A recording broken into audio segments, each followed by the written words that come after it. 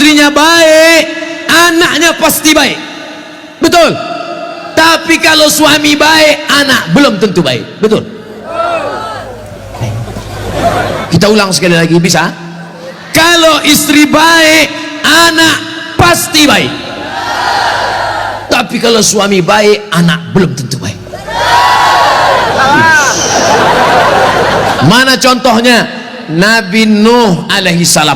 Nabi Nuh itu baik apa enggak baik? Baik, tapi anaknya anak durhaka, namanya Kan'an, gara-gara istrinya tidak baik. Makanya bapak, kalau istri bapak tidak baik, oh, inilah. Kalau dia tidak baik, belajar kepada ibu-ibu di kota Waringin Barat yang sudah baik, bah. Ajak kursus kemarin. Ini orang baik-baik semua ini.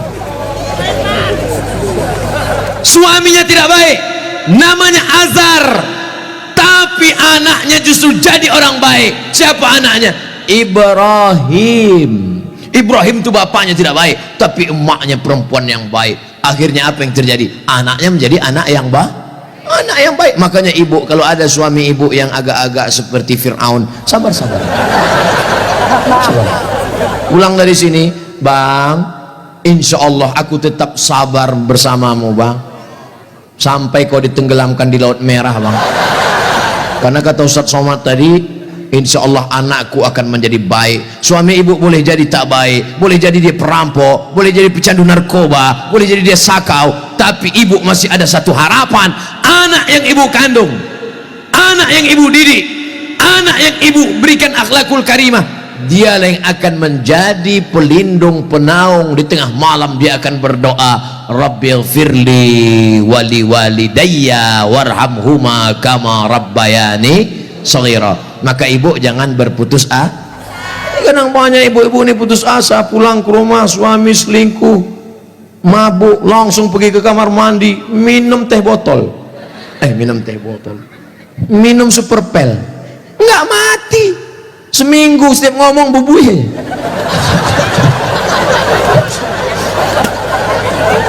Ibu harus tegar, ibu harus kuat, ibu ada harapan. Harapan ibu siapa? Anakku akan jadi polisi, amin. Anakku akan jadi tentara, amin. Ibu sekolahkan saja anak ibu sesuai bakatnya. Perhatikan anak ini bakat. Anak saya suka main layang-layang, berarti jadi pilot helikopter. Anakku suka mandi hujan, angkatan laut. Anakku suka ngembus-ngembus sempit, dua kemungkinan, bisa jadi polisi razia, bisa jadi wasit sepak bola. Yang parkir jangan sebut. Ibu jangan sebut tukang parkir, karena pada dasarnya kita semua ini adalah tukang parkir. Kita ini semua tukang parkir. Tirulah iman tukang parkir. Mobil mewah harga 2 miliar. Mundur ke tukang parkir. Setelah begitu diambil mobil ini, adakah tukang parkir yang marah? Tidak ada. Ada nggak tukang parkir ngamuk-ngamuk? Kenapa mobil ini diambil? Saya sudah menjaganya 2 jam. Nggak ada. Kalaupun ada berarti gila.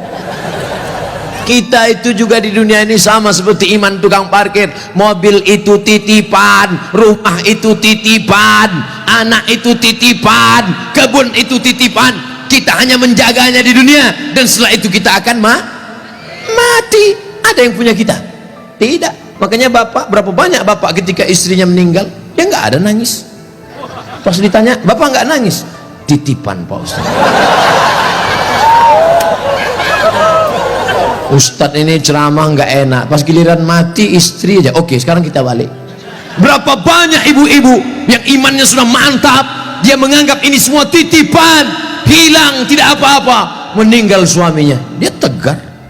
Ibu nggak nangis, titipan Pak. Tapi ada satu ibu menangis, papa, jangan kau tinggalkan mama sendiri. Pas ditanya sama tetangga, ibu nangis kenapa? Warisan dikit. Tapi itu tidak ada di Kobar, jauh di sana, jauh di pinggiran Pangkalan Bun.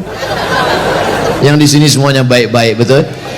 Ibu menerima mereka bukan karena hartanya, tapi karena mereka mampu membimbing ibu dan anak-anak mencari ridho Allah Subhanahu wa taala. Ibu yang malam ini datang menggendong anak, ibu yang malam ini datang menyusukan anak, insya Allah anak itu yang nanti akan menjadi pemimpin bangsa di masa ini.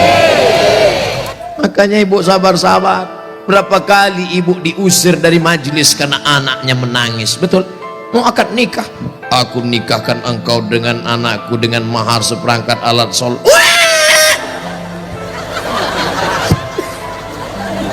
Berapa kali di majelis kematian ibu diusir, betul? Ada orang kaya meninggal, datang anaknya, mantunya, cucunya pakai baju hitam semua, nama kelompoknya Men in Black, sudah siap-siap mau menangis bersandiwara. 1, 2, 3. Rupanya anak ibu lebih kuat lagi nangisnya.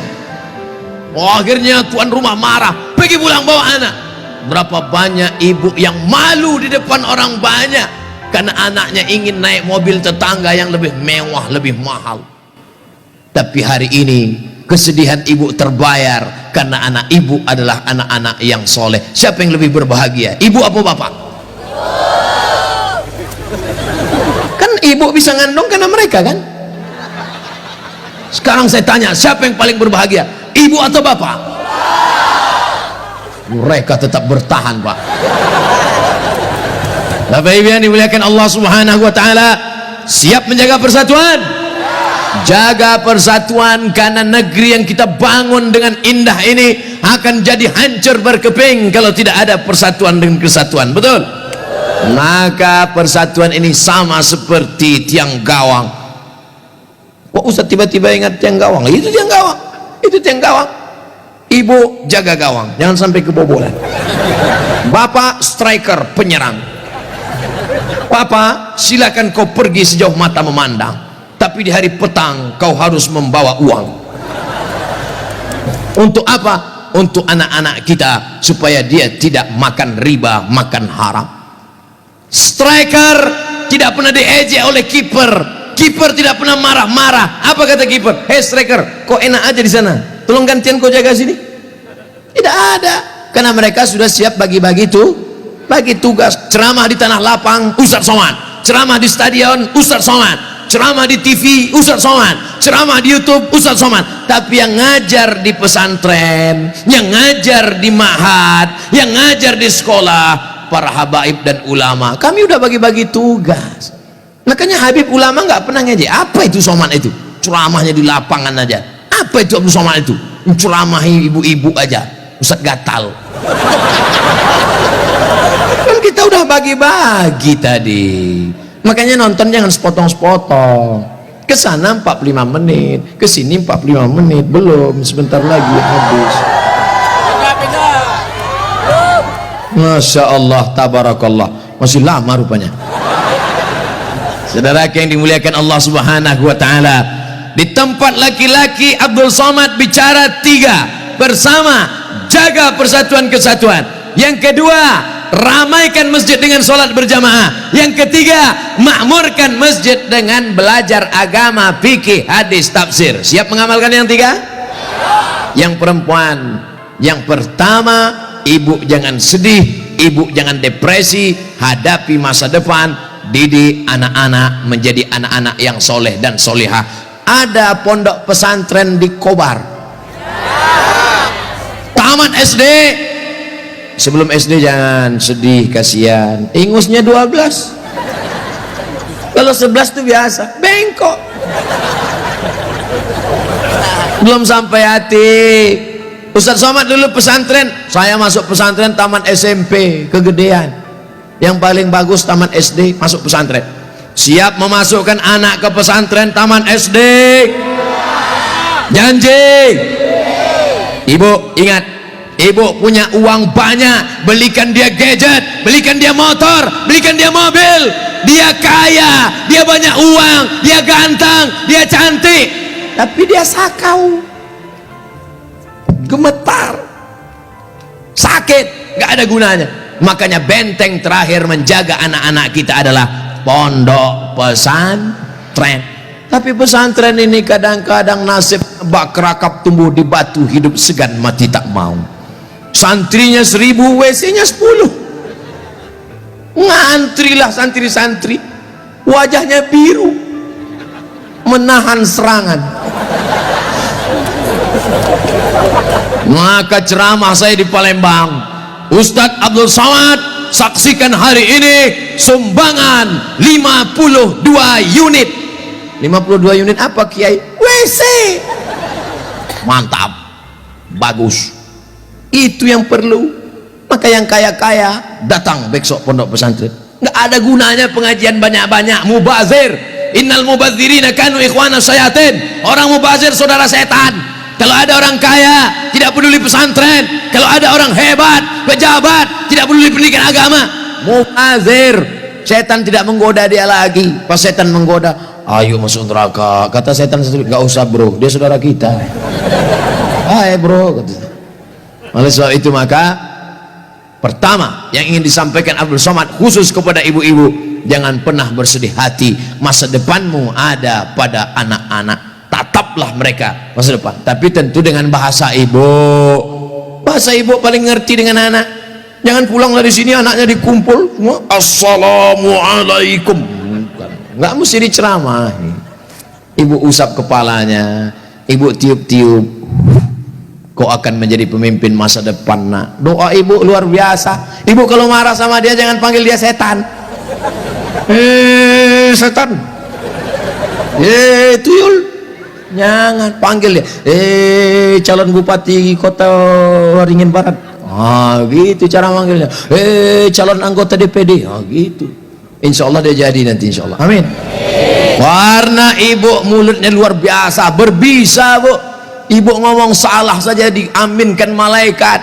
Maka jangan pernah bicara yang tidak baik, bicara yang baik-baik. Sampai ada seorang laki-laki di zaman Bani Israel sebelum Nabi Muhammad SAW, namanya Juraij. Siapa namanya? Juraij. Ada orang Pangkalan Bun namanya Juraij? Belum ada. Nah, ibu yang hamil-hamil nanti kasih nama anak Juraij. Hai Juraij. Kepala sekolah salah tulis George. Ibunya lewat di depan tempat ibadah Juraij. Apa kata ibunya? Ya Juraij. Juraij merasa Tuhan lebih mulia. Aku tidak perlu menyambut panggilan anak. Aku tidak perlu menyambut panggilan ibuku. Dipanggil kedua kali, ya Juraij. Juraij mengatakan, Tuhan lebih mulia, ngapain aku menyambut ibuku? Panggilan yang ketiga, ya Juraij. Anaknya tidak menyambut juga. Akhirnya tercetus dari mulut ibunya. Apa kata ibunya? Allahumma la tumithu hatta turihi wujuhal mumisat. Jangan matikan Juraij sebelum matanya melihat wanita tuna susila. Mohon maaf, perempuan tidak baik, PSK, WTS, entah apa lagi namanya, dikabulkan Allah. Tidak lama setelah itu ternyata ada seorang perempuan pengembala kambing, hamil bukan kenyang, hamil, ditangkap, ditanya, hei perempuan, siapa suamimu, siapa yang menghamilimu? Perempuan itu menjawab, Juraij, yang menghamili saya adalah Juraij. Kira-kira masuk akal nggak Juraij menghamili perempuan yang nakal ini? Tidak, bukan dia, tapi fitnah. Dipertemukan Juraij dengan perempuan nakal. Rupanya Allah hanya ingin mengabulkan doa si ibu. Kata si ibu, jangan matikan Juraij sebelum matanya melihat wanita tuna. Akhirnya matanya memang betul-betul melihat wanita tuna susila. Melihat, padahal tidak mungkin ahli ibadah ketemu dengan wanita tuna susila. Kalau Satpol PP ketemu wanita susila memang bisa. Razia maksudnya, mohon maaf Pak Satpol PP. Ini Juraij, orang soleh, akhirnya ketemu, mengaku, siapa yang menghamilmu? Ini Juraij. Ditangkap Juraij, difitnah Juraij. Ternyata kau jahat Juraij, kerjamu ibadah, rupanya pekerjaanmu di balik ini semua menodai pengembala kambing. Dihancurkan tempat ibadahnya, hancur berkeping. Kata Juraij, jangan bunuh aku sebelum anak ini lahir. Setelah anak itu lahir, ditusuk Juraij pakai pusar, pakai telunjuknya, tusuk. Juraij bertanya kepada anak yang baru lahir itu, who is your father? Itu bahasa Pangkalan Bun. Siapa bapakmu? Anak itu menjawab, ra'il ghanam, koboi. Bapak saya adalah pengembala kambing. Akhirnya mereka cium kaki Juraij, mereka bangunkan tempat ibadah Juraij dari emas. Juraij tersenyum. Ini skenario Allah hanya ingin menunjukkan betapa makbulnya doa seorang. Kira-kira ibu bisa nggak menceritakan itu ke anak cucu ibu nanti? Nggak usah dihafal, hidupkan aja MP3-nya. Cari nanti Abdul Somad Pangkalan Bun, Abdul Somad official, subscribe, like and share. Anakku, kau jangan melawan ibu nak, karena kalau ku katakan kau jadi katak, kau langsung jadi hantu. Nih ceramah Ustadz Somad tadi malam, dengar baik-baik. Gimana? Iya mah, itu insyaallah ibu anaknya semua baik-baik ya. Yang lalu-lalu apa boleh buat tai kambing bulat-bulat, nasi sudah jadi tai ayam.